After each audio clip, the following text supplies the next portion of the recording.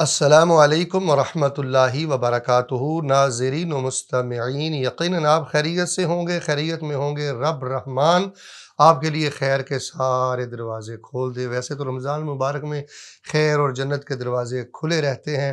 اللہ تبارک و تعالیٰ آپ کو مزید برکتوں سے مالا مال کرے۔ روزے تو سب مسلمان رکھتے ہیں، لیکن ہر روزے دار کا دوسرے روزے دار کے اجر جو ہے وہ بہت زیادہ مختلف ہوتا ہے۔ کئی روزے دار ہیں، ان کا اجر بہت تھوڑا ہوتا ہے، بمشکل ان کا فرض ادا ہوتا ہے، اور بڑے کئی ٹاپر قسم کے روزے دار ہوتے ہیں کہ جو اعلیٰ نمبروں کے ساتھ اپنے روزے کو مکمل کرتے ہیں۔ تو آپ بھی کوشش کریں کہ روزے کا اجر زیادہ سے زیادہ ہو، اعلیٰ سے اعلیٰ ہو۔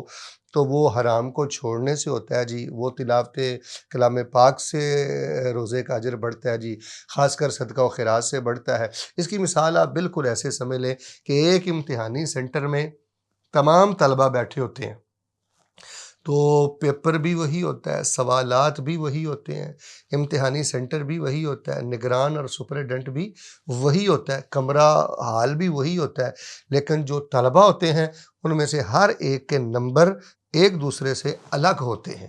کئی ٹاپر ہوتے ہیں، کئی فیل ہوتے ہیں، کئی بمشکل پاس ہوتے ہیں، کئی درمیانے نمبروں سے پاس ہوتے ہیں۔